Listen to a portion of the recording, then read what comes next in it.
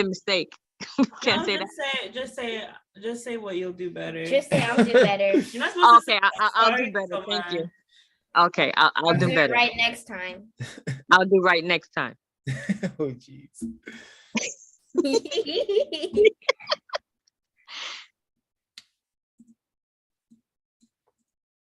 Greetings, everyone. Welcome to CRWS, attempted counter-racist review and decoding of Encanto.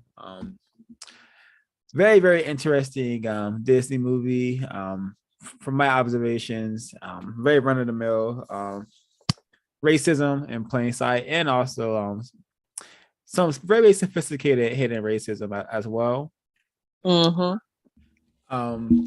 We have a participant who has viewed the film a number of times, so I'm going to see if she has any thoughts to share before I dig into my notes.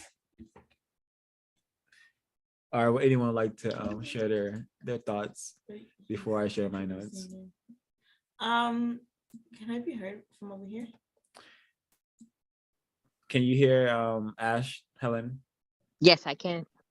Okay. Yeah, I have a lot of thoughts. I'm actually just trying to read through the backstory of the making of the film, so I may be quiet for a little bit just to do some research. But I still have a lot of thoughts. I have a lot of conflicting thoughts, so I really need to process them. But yeah. I think the movie is pretty cool. What else did I say? I just say they say darker a lot in the movie, like so many times. Yeah, that's one of the things. Yeah, precisely. Thanks for mentioning it. As the 2 minutes before the title screen, actually, we hear the darkest moment, and which is when white people are killing the non-white male, and the non-white people are being racially displaced, racially dislocated, having to flee from their dwelling because white people are chasing them out with swords and aggression. So the non-white male is killed, and then they get their miracle. To me, it seemed like a sacrificial lamb type sort of thing. Like the non-white male has to die for the so-called family to thrive or get some sort of help. Very, very, very interesting. And logically, the non-white male could have just fled with the other people, but for some reason he decided to stay. But that's because the white writers and the not possibly non-white confused writer decided that, hey, this non-white male needs to die in this movie. We are supporting the system of white supremacy, and that's what our business is, making sure the non-white male is one being mistreated the most in this system. But I have more things to share, and we did hear a dark moment mentioned a number of times, and also step into the light, bring into the light. Also, when they were they're doing some sort of ceremony / ritual, the Antonio character, non-white black male, king of the jungle type character. I'll get into that a little bit later, but there's a ceremony where he's, they tell him to step into the light, and then of course during the ceremony he's wearing all white, so very, very interesting color-coded messages throughout the film. Tragic arrangements as well in the film, which brings from my observations great insight into how this system works, and like why we should not be engaging in the bedroom with white people under the system, because it just causes confusion. And there's this character here, Camilo is the character, and his power, his gift is to like doppelgang or to shapeshift. And I suspect he has that ability because he has a white mother, and because he has that closeness to whiteness, he's able to, I don't know, maybe find more comfort in the system, being able to, shapeshift and fit into various places because he has that proximity to whiteness. And he also uses his, proximity to whiteness to mistreat his victim father. There's a part where he's literally like a tiny caricature of his victim father, and he's mocking him. I'm trying to find sorry, I'm trying to find that scene, or at least put him on the screen so the folks can see. Oh, hold on. I'm gonna let Z try to find it because she's seen the movie, so maybe she can do it. But anyways, that was really interesting. Right, oh, it's right. It was right there. I just saw it.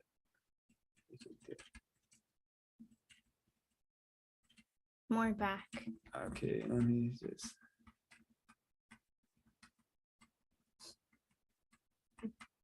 All right, it's around this part right here. Anyways, it's around this scene. You see Camilo, the non-white child with a white parent. The white parent is the suspected racist. What's her name again? Peppa. Yeah, Peppa. And this scene, he's shifting into like his father, but he's like a tiny caricature of his father. He's like mocking him, mistreating him in that manner. And I was like, oh wow, that's really in your face. Of course, it's very common. Copyright. It's very common for them to produce that sort of imagery. Children making fun of the black male. The black male not getting any sort of correct treatment. And folks want to chime in. Your thoughts? Well, does Holly want to go first? So I was just going through kind of reading about the making of this film and what went into this film. So it was made by well, the initial idea was by Lin-Manuel. It was made by the heads of Disney. And they went up to Lin-Manuel Miranda, who made Hamilton, and basically said, oh, like, we have an idea for a movie. And obviously you're like our resident, quote unquote, Latino person. So you have to be kind of like the face of this movie.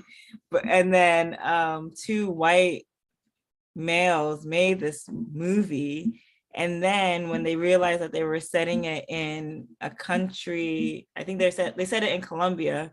So then they went to Colombia to have to get consulting about like the culture and the different things that, so they had specific people do consulting for like the dancing, the choreography, for like the flowers, the things that the actual like things that grow there, the architecture, etc. And then the person who's also named on there, I think her name is Charisse. I thought it was on here, but her name is like Charisse Castro Smith. She came in afterwards, which is similar to what they did with Soul. Soul is a movie made by two white people, and then they added a black person afterwards as a writer. They did the same thing with this Charisse Castro Smith. Yeah. She's supposed to be like the non-white person who can kind of handle any backlash if people say that this movie is just made by white people. So I just think it's super interesting that and then the people that they're fleeing, it's set in the 1900s, so it's actually a civil war. So they're fleeing other Colombian people, which is interesting. It's actually these Colombians, they could be white people. Yeah, I mean, it's probably a mixture because a whole country is, as you can see from this movie, like extremely mixed. But what I just thought was interesting is like, when we support a lot of these movies made by Disney about these people's lives and they're paying people to consult them, you're always going to get a perspective of these people's lives by white people. It's not like these actual people's lives. It's by white people framed for us. So I just think it's interesting that they go through all this work to get like all these consultings, etc., instead of people just like maybe just supporting films from Colombia. That's my thought process right now. I think that it's crazy how like the white people came and was really flee? Is it called flee? Or like attacked them, and I just think it was like so weird. And why? And I don't know why that guy, the grandma's husband, I don't know why he went back. That was so weird. Confusion, possibly. I mean, he had to. He set up to die. He's Oh, like the yeah. non-white male set up Yep. to die. Yep. They wrote that. That- Yeah, because it has and to be headed by a female. Like whenever Yeah, there's like a non-white, like in Moana too, right? It's like a grandma who's the head. Yeah. It's always like a And the as- main character is also a non-white female. yeah, but like whatever society they're in always has to be a matriarchy when it's a non-white character. Yep. And as and what you mentioned about them going to so-called Colombia to like study, to study their subject, now white people love to, know their Negroes, whether it's like a brown one or a red one, a yellow one, they love to know their subjects. And this is reminds me of the movie Black Orpheus, also written by a white person. And why does it remind me of that? Because we see a bunch of non-white people just spending a lot of time being silly, by just dancing. It's been like the first 3 days of the movie. I don't know how many days it was, but they're just dancing and singing and dancing and singing. And then when the one of the few serious characters, which was Maribel, I think that's her name.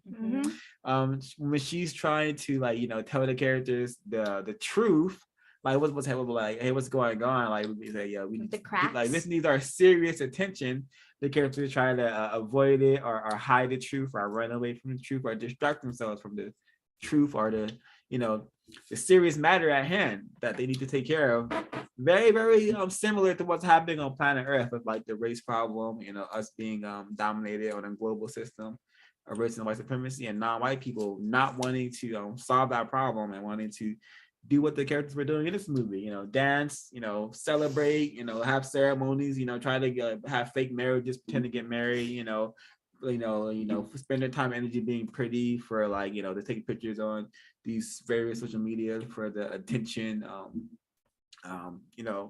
wants that we have been trained to have. So it's very, very, very, very, very tragic. And the confusion bombs all around with, showing like calling this unit of non-white people a so-called family, but then seeing them to practice deceit against each other. They got the homeboy Bruno living in a wall, hanging out with rats, talking to himself. He's developed multiple personalities because it's some deep state of psychosis, and it's just really like not looking good for the non-white male in this film at all. And it's like the girl Dolores, her powers for her to make like gossip and stuff, and for her to like tell on people. Like when she found out that Mirabel found out about Bruno's power, like Bruno's vision, she had to tell everybody. Like, but she didn't tell them that she. I know. Bruno the whole time. She in the end she was like, I know. She was like, I heard him every day, but you didn't tell anybody. Yeah. All the constructive stuff she keeps it to herself. Yeah, exactly. And it just shows you how the racist men and racist women have trained non-white people, and in this regard, non-white females, to withhold information and just to gossip about non-constructive things. She was her gifts was like she was able to hear really well. She's able to hear information. A mile away. So she's able to gossip better. She's able to be more nosy. I'm not want to use the term stereotype. I don't see that as a stereotype. It's just like a refined 2020 refined versions of racist caricatures where it's like so in your face, where we don't even know what's happening. We just see oh she's like us, she's like and then non-white females who are seeing this movie who like the way this character looks are going to emulate this sort of behavior, withholding constructing information or gossiping, having fun about gossiping about non-constructive things. And on the topic of Dolores, did you notice at the end, she gets Isabella's sloppy, she gets the guy that Isabella was originally betrothed to. But even when, so she's getting his quote unquote sloppy seconds, but even in that instance, he doesn't even like her. They say, and he says a line like, I just love love. No. Or I love being in love, or I just want to be with somebody. He says something at some point in the film at the end when Isabella's not with him that I'm just like a lover. No, he has so much love inside. Yeah. It's not like he even wants to be specifically with Dolores. It's just that He wants she me to likes sell- him. yeah. Yeah, which is like kind of, I don't know, just interesting too, And that and, this like- is what happens to like the Black female. She just gets the guy that nobody else wants because he's just like Gets the has to scraps. be in a Yeah, relationship yeah, and wants to marry her. he's so brain trash Yeah. and like useless. Yeah, super useless. Yeah, but the Black female will take them because the writers say, hey, this is all you're gonna get. The white people say, it's all you're gonna get. Yeah, like you're magical. You come from a magical family. Why, like, who basically heads the whole town? Why are you pining for Yeah. some random guy? Yeah. Like, you could be So, with anyone. a random guy that wanted to marry your cousin, right? That keeps getting slapped by a flower and he breaks his nose from it. 2 like- times. Yeah, so it's just really, really, really silly. This a lot of the characters in this film and what we're witnessing. Back to the Bruno character, because his character is just, I think, an example of like the non-white children, non-white males, non-white females, and how their potential is just sabotaged by the system, and how the whole so-called family unit has been trained to also help sabotage the non-white children, because Bruno, his gift is what he can see. He can see the future, so they could use that to solve a lot of problems, to be very constructive. But that's not happening. We have a very confused grandma who just, again, a victim of racism. So she's not capable of facing the truth or solving problems in a constructive manner. It's just really, really tragic. And like, I feel like these type of movies are so interesting because they show us a life that a lot of us are not even capable of having, because we literally live under this system, an existence that we can't even have because we live under this system and we have to constantly work. We live in these cities. We're separated from all these people. We cannot, no one could live in like this huge home with all generations of their family, right? And so we go to theaters and we watch this movie, this corporation is making for us, that manufactures a life that corporations like Disney have taken from us. And then all of us are more like Bruno than the actual people in the family. I feel Like we're all Yeah. people living in these tiny places, Yeah, exactly. staring at screens, lonely, with like our mental illnesses. I feel like I don't like Abuela, the grandma, because I can't believe like the whole thing was just like her, like I don't know, she was just so self-conscious. Is that what I'm saying? She was so self-conscious that she didn't like let anybody be free. It's like, and then she didn't like Bruno's power, and she was blaming it on Mirabelle when it wasn't even her fault. Yeah, It was Bruno's decision, not hers. Yeah. So weird. It's like the idea that just because Mirabelle is different, she has to be, The bad guy. I mean, Yeah. the bad woman. yeah. Yeah, I just think it's like, I remember that scene with Antonio when he first gets his power and he's like running around with the animals, or the scene with like, what is it? Her name Isabel, when she has all these powers with the plants. Isabella. And I'm like, none of us have any connection to animals or plants.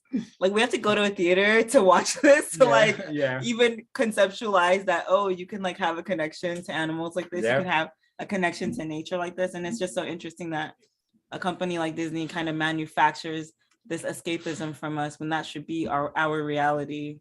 And then we go back to our homes, in like in our brick houses, like separated from everyone. Just very interesting in a concrete world.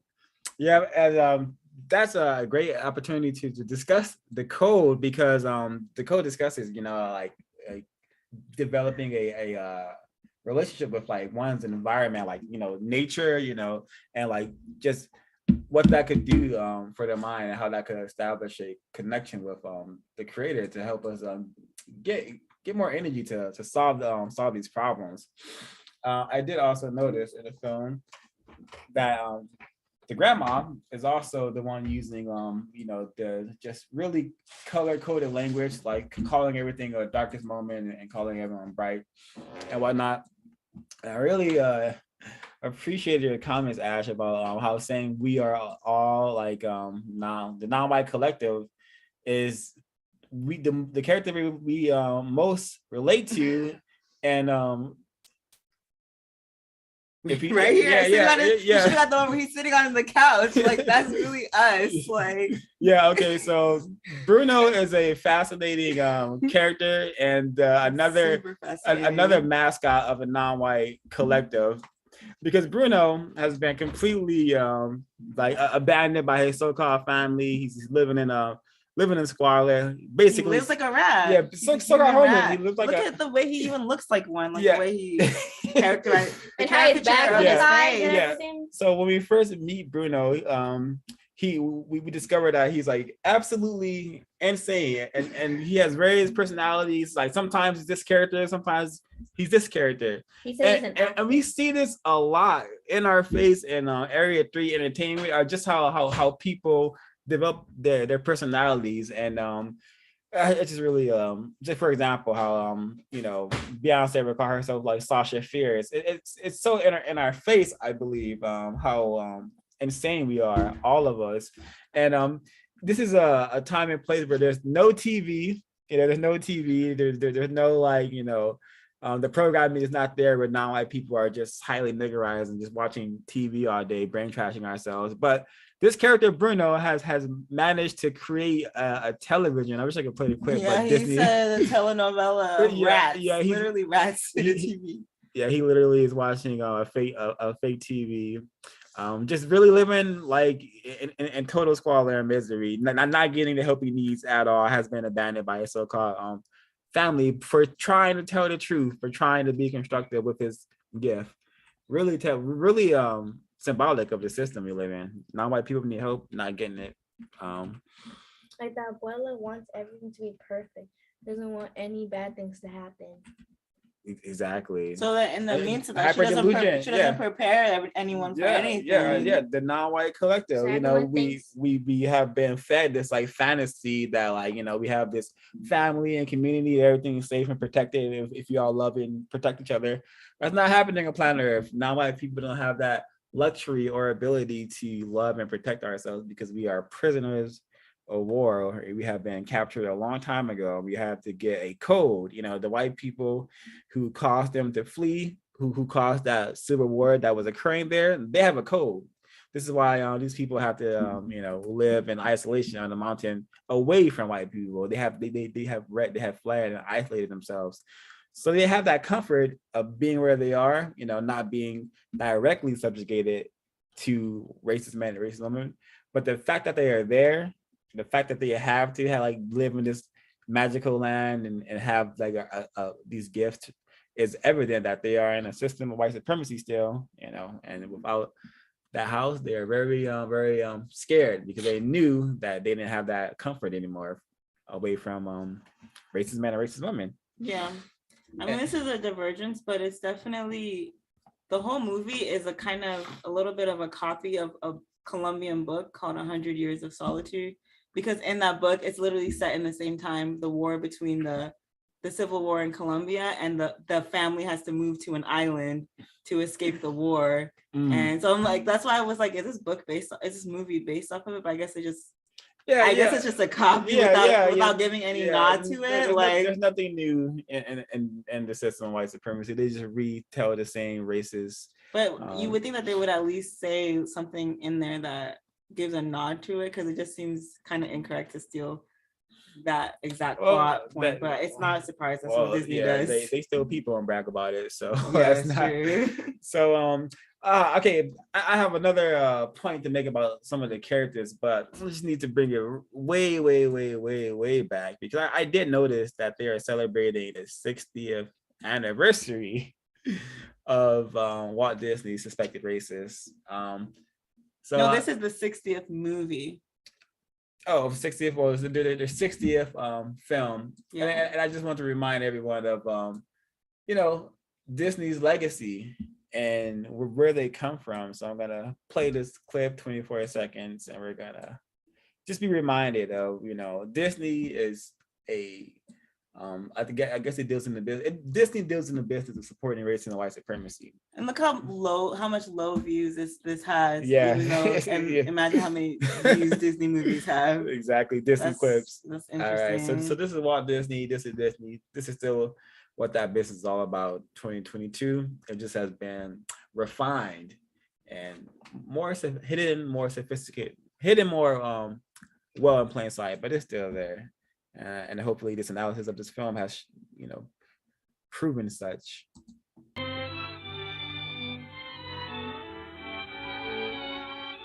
Wow.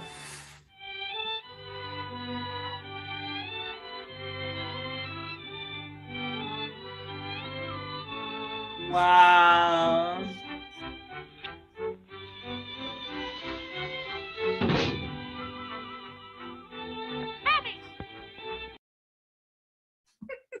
Walt Disney, Mickey Mouse, business of racism and white supremacy is thriving in 2022. I'm sure this movie made tons of money.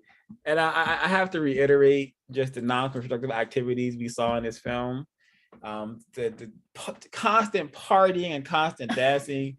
Living in an area of the world with a lot of non-white people, I do see this quite often, and I think it's very non-constructive, and it has it serves to only provide temporary distraction and soothing sensations within the system of white supremacy. Does nothing at all to eliminate or counter the system. I may be in error, but I don't think so. I mean, we don't know what the regular day-to-day is, because this was a special occasion. So, but I agree. There's a lot of. Perhaps another. I disagree. I don't know. Perhaps I think that they should work.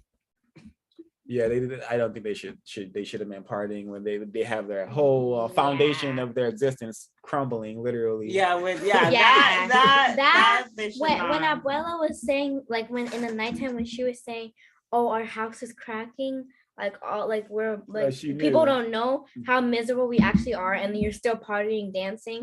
Yeah, Like, That's not like what you should be that's what we do. changing. That's what we do. You should be doing other stuff, like trying to help it or something. And you should also Trying to solve the problem, right? Yeah. You should also be trying to figure out how to function without your powers, because you can't always rely on the miracle.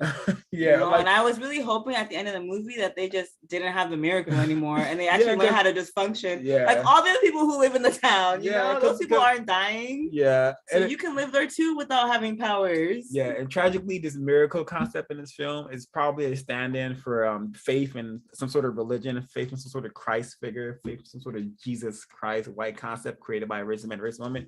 This is causing more confusion, because it's gonna, like, I know a lot of non-white people are super been conditioned to be Catholic, whatever that means, Christian, whatever that means. So they're gonna come out of this, going to that church the next Sunday with their whole victim unit, because this movie is definitely like promoting religion in a manner that is not constructive. I think these characters here on the screen, the attempted parents, victim parents of Maribel, I think they still serve as a good example of why non-white people are not parents. They can only attempt to be parents, because they are not. Throughout the whole movie, Useless. She's being mistreated by the grandma. They're not attempting to And help they're her. just standing around. Like shocked face. Yeah, they're like, oh, They're like, "Oh my God, that's yeah. happening." We have the victim father keeps getting stung by bees over and over. He somehow can't learn his lesson and can't Just a clown. Yeah, just a clown. Because Disney does not know how to write constructive parents, because they don't want people to have them. Yeah. Like, so either the parents are dead, or they're like these people, just completely useless characters. Yeah. Like not guiding their child in any way Yeah, at all. yeah, exactly. But there was one moment where I think they were trying, but they didn't do it when she brought out Bruno's vision, and then she was like, the abuela was saying, "Why did you didn't tell us because you're about to talk about the family?" Like why she said, like, "Why did you didn't tell the whole family?" And then she said that he was protecting his daughter. I think he should have told. But I feel like he But think about, even when they told, why did Dolores tell at the table Like that is so not constructive. Yeah, It's but just yeah, like, that's what why they are want they making this non-white female like this?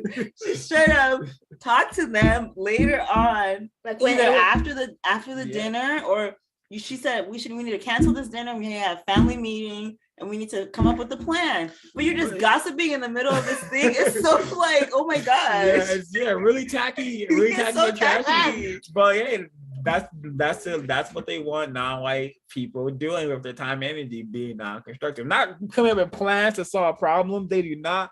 If non-white people woke up, sat at a table every single day, talk about, okay, how am I going to solve this problem, this problem, this problem, that problem, white people will probably be real nervous. But because they wake up, we think about how many TikTok likes we're gonna get, or like standing in line for the next J's. Because we're concerned about that, they're not worried about us at all. And that this film is promoting that, promoting non-white characters being constructive, worried about celebrating, getting married, being pretty, just being silly and behaving stupidly. Racism in your face, because we have like this character literally being a clown. Like the images are there. Clowns. Look at this thing. He spent tongue on the bean. He has a giant nose. You might as well. Looks like you could like pinch it. It'll make a squeaking sound. And he has a little flower on it that could squirt water on you. Like exactly like a clown looks like. Isn't it interesting too, like how they all have powers and they're all like whatever, like loved in what, like I guess the town they live in. The only person who uses their powers for anything is Louisa, and she's like, I can't do it. It's too much, like to serve everyone. Mm-hmm. But then it's just like it's really interesting because like in that, let's show Louisa. Like for the folks who are like less confused, this character should what's going on with the stills. But this Louisa's character. Get it on the screen. There she has her own song. So all right. So yeah, she this character here. I think this character is causing a lot of confusion. This character could easily I don't know. I just I really don't want to get into the type of confusion that this character is producing, but it's just placing hyper masculine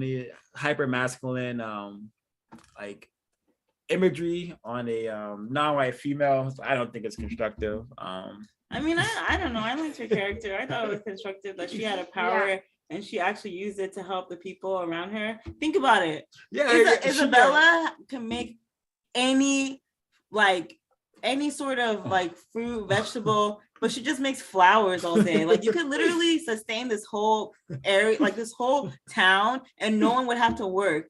That is insane to me. Like how, and she does not use it. The other lady, Pepe or whatever, she can change the weather, and she doesn't use it at all. Like she does. She only uses it on her, so she has no control over it. So it just makes her cry, basically. It makes her stressed out. But she doesn't. I never see. She does not use it. No, she never said that. It's when her feelings like turn, like if she starts crying, it's gonna rain. But they never show her like using. Oh yeah. Like imagine if there was some sort of, you know what I mean?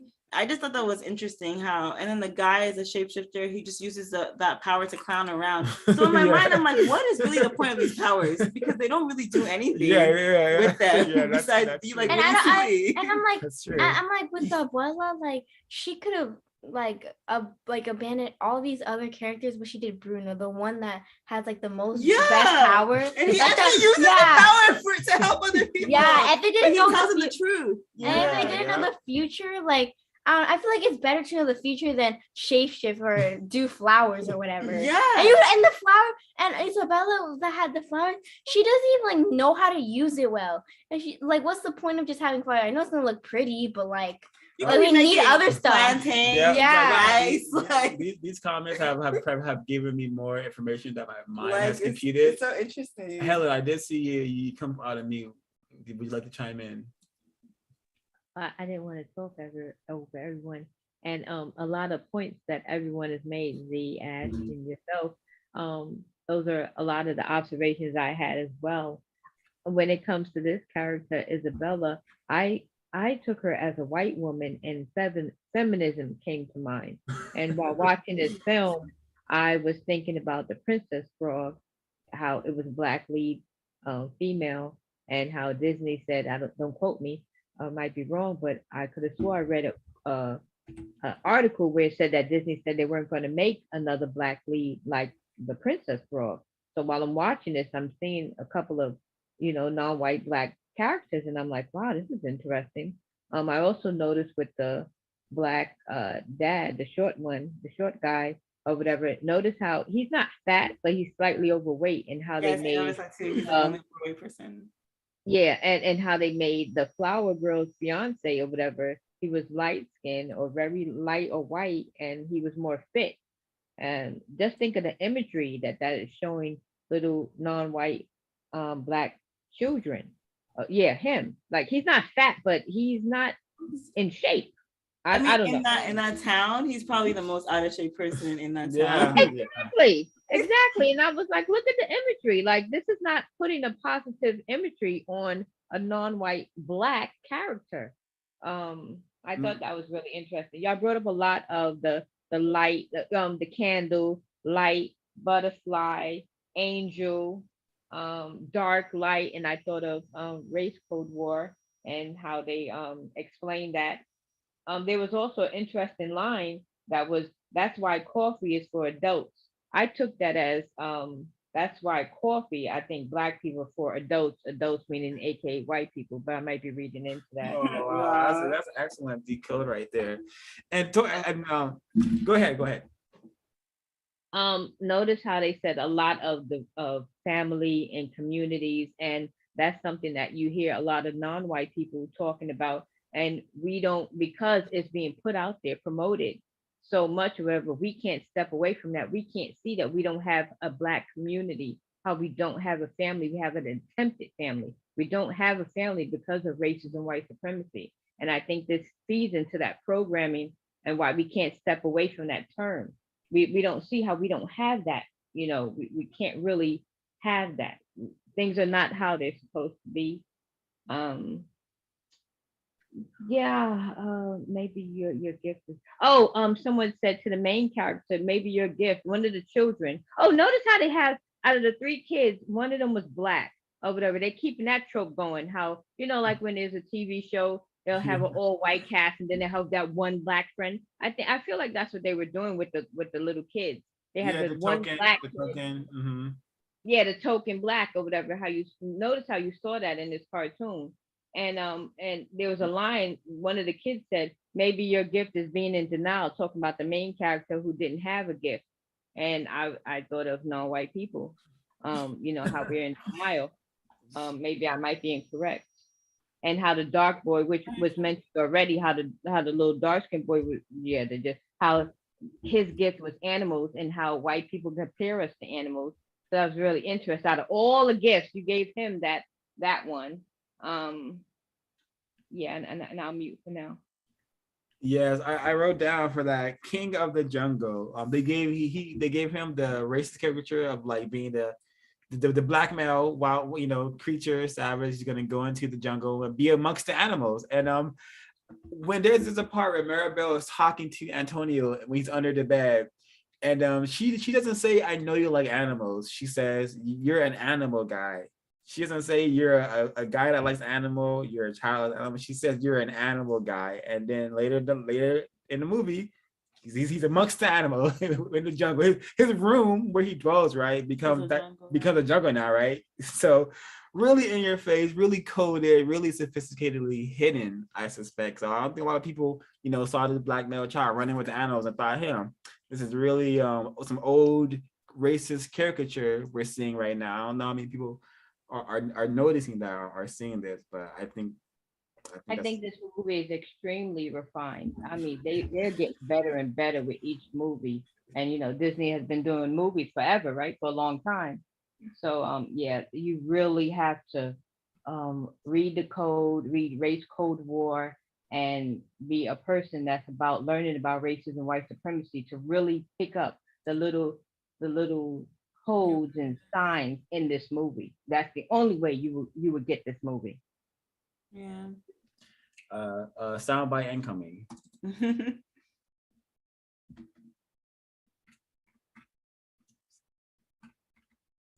No person is mistreated. It's called justice. And I'm going to go over it again. What is justice? Guaranteeing that no person is mistreated anywhere on the planet, any time of day or night. That's number one.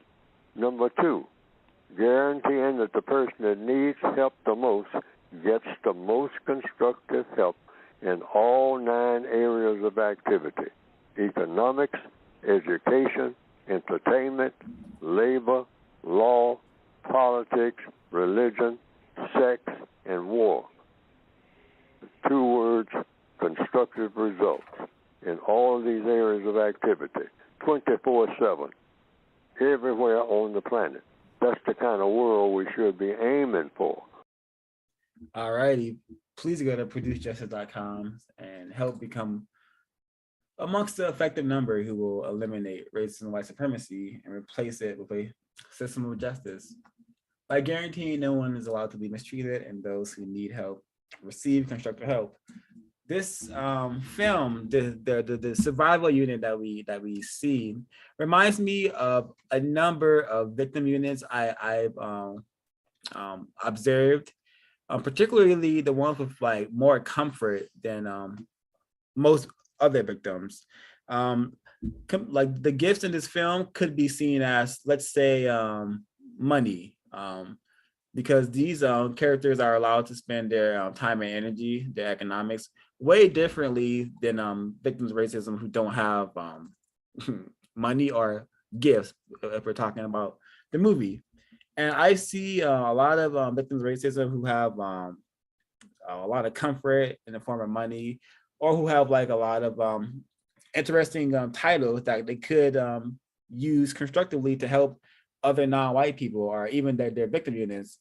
I've seen a ton of victim units with money, and in that victim unit, there's still homeless people. There's still victim units, who are like struggling to exist, and they cannot exist constructively, no matter how much comfort they have. And I see that in this film. They have all these gifts. They can't work together. They can't, exist in a dwelling without conflict. All non-white dwellings have some sort of conflict, whether And it's hierarchies. Yeah, and hierarchies too. We saw the so-called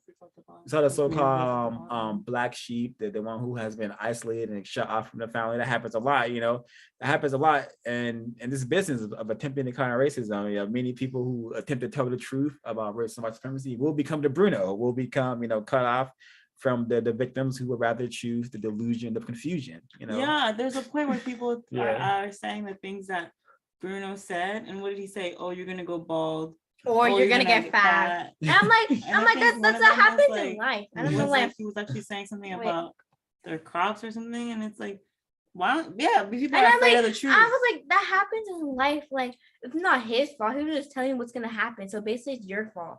And like people just like, I don't know. They just like, what is it called? I don't know. They're just They just afraid like keep. to They hear the just truth. yeah. They're afraid it's gonna happen, but it happened. Yeah, and this movie also shows, non-white people, how we've been trained to just be super emotional and not logical. The characters function on other emotions. They let their emotions get the best of them for the most part, and that is how we've been trained, and that's how they want to keep us, because they know if we're not being logical, we're gonna fall into all their traps. Greater confinement of going to bed with white people, thinking that we can have a balanced arrangement. Bruno, we have to understand that we are the Brunos of planet Earth. We have been made absolutely insane, and we have to have the will and ability to comprehend that and understand that it's no fault of our own, but this has been a deliberate plan way before we even got here. And fearful, yet even though he's been mistreated, what Yeah. does he do? Still live in that house, but Yeah. making that little chair for himself, like he has a seat at the table. He doesn't have a seat at the table. He's living inside the walls. Yeah. Literally, like non-white people, Yeah. like really think you have a seat at the table. Like Exactly. it's very sad. Yeah. But yeah, like Sorek said, Bruno tells them facts. Bruno tells the truth. Bruno and Mirabel are the most hated in that family. Seems like a lot of non-white people who try to talk about the problem, they become isolated in that family. I mean, the attempted family. Precisely. I'm gonna just go down through my notes. Tragic arrangement, we mentioned that a little bit. Non-white people, please understand that we going to the bedroom with white people is rape. They're raping you. It's not correct. There's no the power dynamic is off. They are powerful. We are not.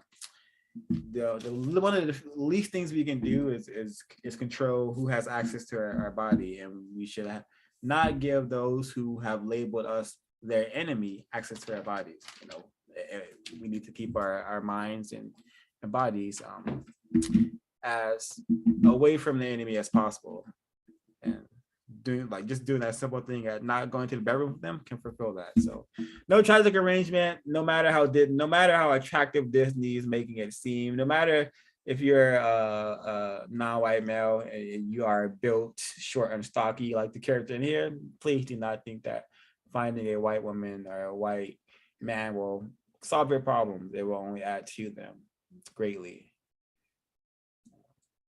Anything else on?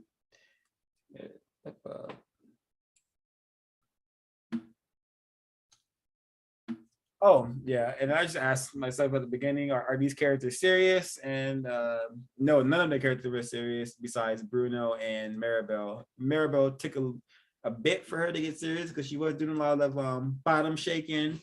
She was doing a lot of singing and dancing as well. So she got serious when the problem was like right in her face. You know, Bruno, he attempted to be serious but was sabotaged by his survival unit as they were programmed to do so.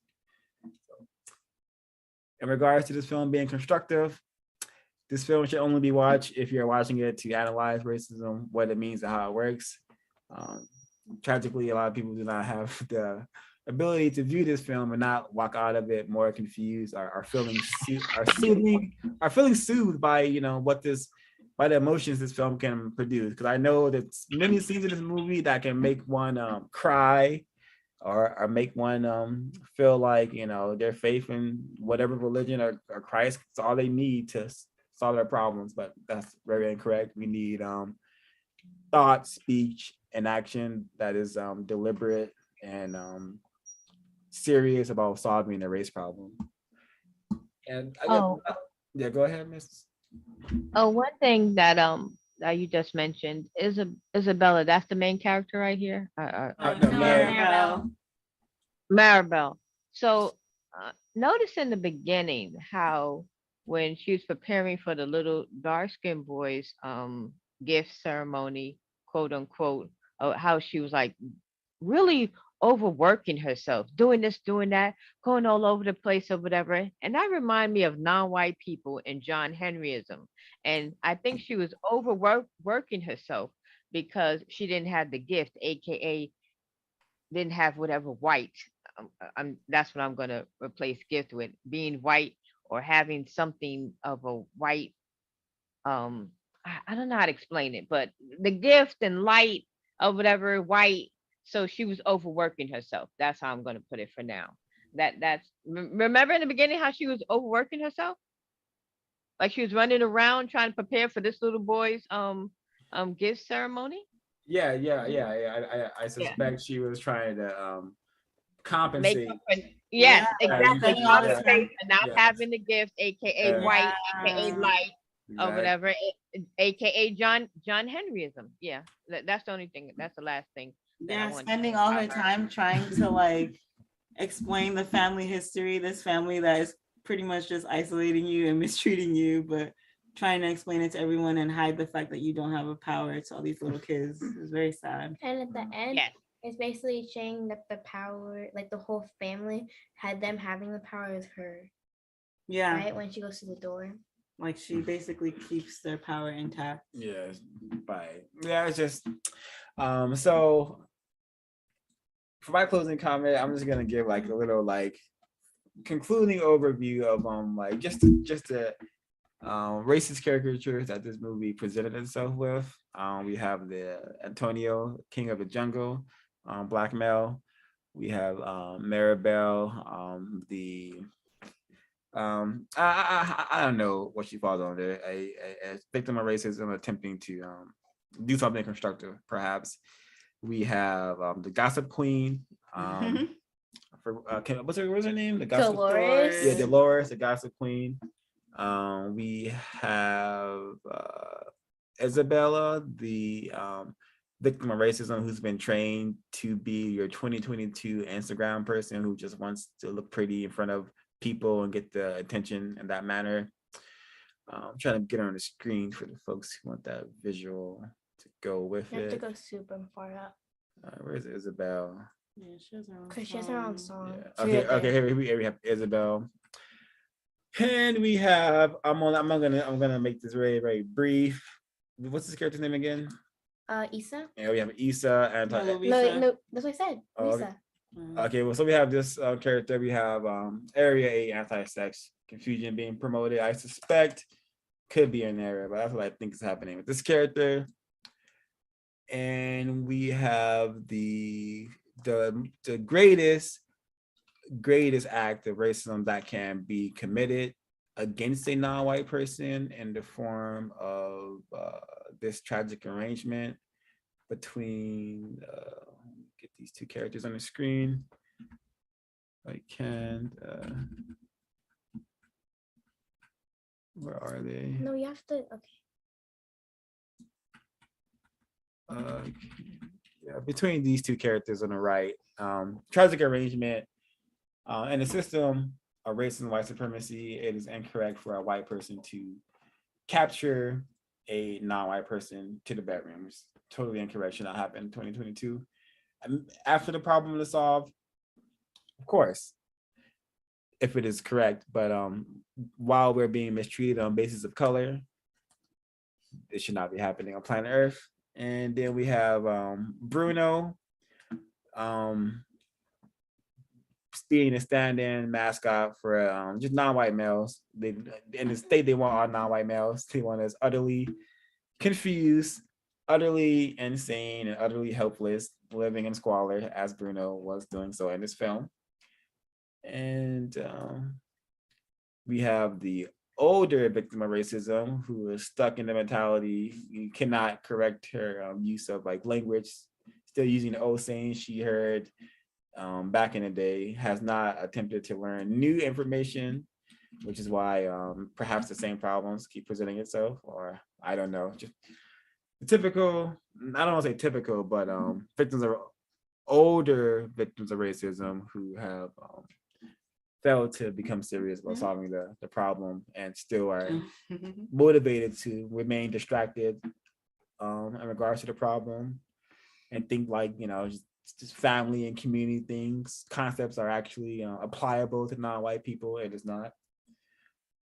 And I think that's all the characters that come to mind.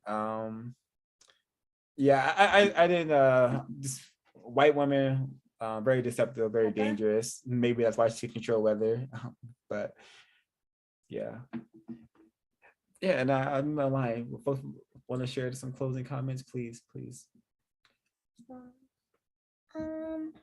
Well, I don't really have anything else to say, but I think this movie was, I think it was pretty like good.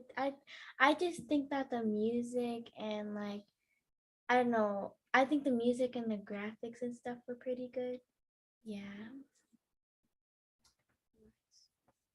I think my closing comments are that it is an interesting movie, a lot to learn from, and I mean I did enjoy the animation and the music too, but overall I think it has a lot of confusing and interesting messaging that I think that if you don't really see it, you may not really get it.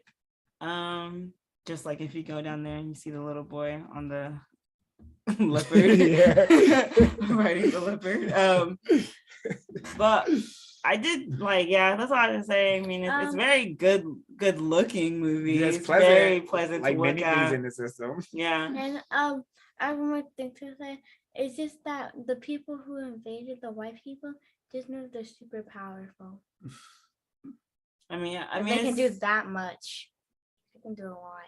I mean, it's technically a civil war, but I'm sure in some way white people were controlling how whatever was happening to the point that these people were, what is it called, marooned on an island, on like a just stranded. just boxed in, you know.